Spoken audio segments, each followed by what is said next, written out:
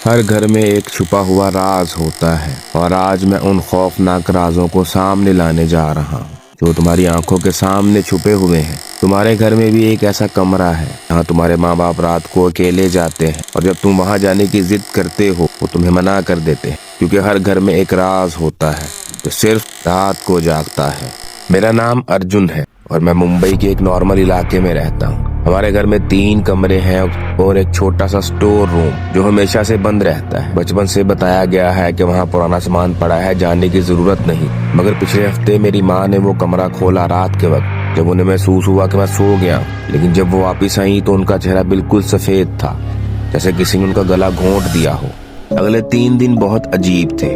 रात को 2:25 पर रोज घर की बिजली 1 सेकंड के लिए बुझ जाती, हर रात को। और उस वक्त मेरे माँ और पापा बैठक में बैठ जाते, कुछ नहीं बोलते, बस उस बंद कमरे की तरफ देखते रहते जैसे कोई उन्हें देख रहा हो। मैंने अपने बड़े भाई से भी पूछा, उसने कहा जो नहीं जानना चाहिए वो मत जान, मगर मेरी नींद उड़ गई थी। एक रात जब सब सो गए, मैं चाबी लेकर उस कमरे के पास गया, ताला खोला।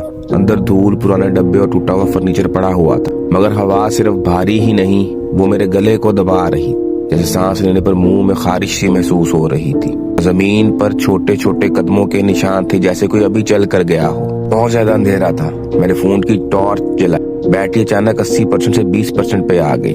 आगे बढ़ा, कोने में एक उल्टी तस्वीर पड़ी हुई थी। उसे उठाया तो देखता रह गया। हमारे घर की तस्वीर थी, लेकिन 1998 की। उसमें 4 लोग थे, एक औरत, आदमी, 2 बच्चे, बिल्कुल हमारे जैसे, मगर आंखें खाली थी। नीचे डेट लिखी हुई थी 1998 और तस्वीर के बैकग्राउंड में एक धुंधला साया, एक छोटा बच्चा था, कॉर्नर में खड़ा हुआ था। उसी वक्त मेरा फोन बजा, पापा का नाम था। उठाया, कोई आवाज नहीं, बस एक आवाज धीरे से बोली, बाहर निकलो अभी। ये पापा की आवाज नहीं थी। मेरे हाथ से फोन गिर गया, स्क्रीन टूट गई। उस टूटी स्क्रीन में सिर्फ 2 काली आंखें चमकी और फिर गायब हो गई। मैं वहां से निकलना चाहता था, मगर दरवाजा अंदर से बंद हो गया।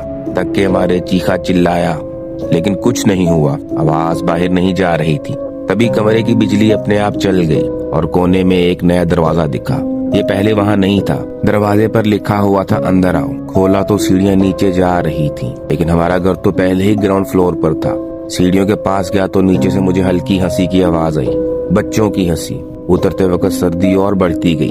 ये दरवाजे पर किसी काली चीज से लिखा था 1956 Sharma family, 1973 Patel family, 1998 Verma family. हर नाम के आगे गिनती लिखी हुई थी और लिखा था अब हमारे साथ तुम आ गए। मुझे अचानक एक आवाज आई। देखा तो नीचे एक बच्चा खड़ा हुआ था, मेरी ही उम्र का था, मगर उसकी आंखें पूरी तरह काली थी।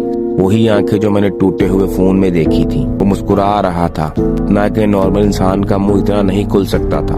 वो होंठ हिलाए बिना बोला, कितना वक्त लगा तुम्हें? सभी यहाँ आते हैं, पहले क्यूरियोसिटी में और फिर यहीं पर अटक जाते हैं। वो मेरे करीब आया, उसके पैर जमीन को नहीं छू रहे थे। मैं यहाँ नहीं रहना चाहता, मैं हकलाया। वो हंसा, कोई भी नहीं रहना चाहता, मगर जो यहाँ आता है वो यहीं पे रह जाता है। तुमने ऊपर तस्वीर देखी, सब यहाँ है मेरे साथ, तुम भी यहीं रहोगे।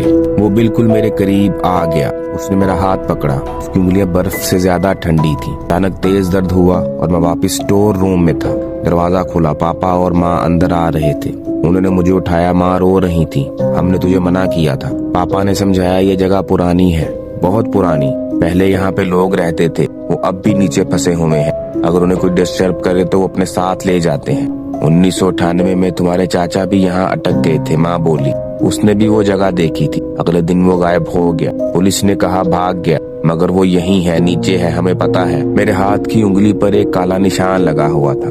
पापा ने पूछा, तुमने उस रास्ते की दीवार को छू लिया? मैंने कहा हाँ, बैलेंस के लिए पकड़ा था। 1 महीना है तुम्हारे पास, पापा बोले। हर रात वो सपने में दिखेगा। महीने के बाद वो आएगा तुम्हें लेने और फिर तुम्हें ले जाएगा और कोई नहीं रोक सकता। मैंने पूछा, कोई रास्ता है? पापा ने कहा, सिर्फ एक, किसी और को वहाँ ले जाओ, वो निशान उस पर चला जाएगा, तुम्हारी जगह, फिर वो वहाँ फंस जाएगा। ये सुन के मेरा दिल डूब गया, मतलब किसी दोस्त को या किसी रिश्तेदार को। मैं ये नहीं कर सकता, मैंने कहा। पापा बोले, बेटा जब अपनी जान पे आए तो इंसान कुछ भी कर लेता है। उस रात के बाद हर रात वो बच्चा आता है, बिस्तर के पास खड़े होकर मुस्कुराता है और गिनती करता है, 30, 28, 27, 25। आज 27 दिन पूरे हो चुके हैं, सिर्फ 3 दिन बचे हैं।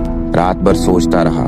राहुल मेरा बचपन का दोस्त है, उसकी बीवी प्रेग्नेंट है, उसका पहला बच्चा आने वाला है। सुबह जब राहुल को कॉल किया, हाथ कांप रहे थे। एक पल को मैं रुकने वाला था, मगर वो काली आंखें वो गिनती 3 दिन और मेरी जान। और अगर तुम ये स्टोरी सुन रहे हो तो राहुल आ चुका है। मतलब मैंने उसे वो कमरा दिखा दिया है। मतलब अब मैं आजाद हूँ और राहुल अब वो वहाँ है उस काली आंखों वाले बच्चे के साथ। मगर आज रात 3 बजे मुझे राहुल के मोबाइल से मैसेज आया, वॉइस मैसेज।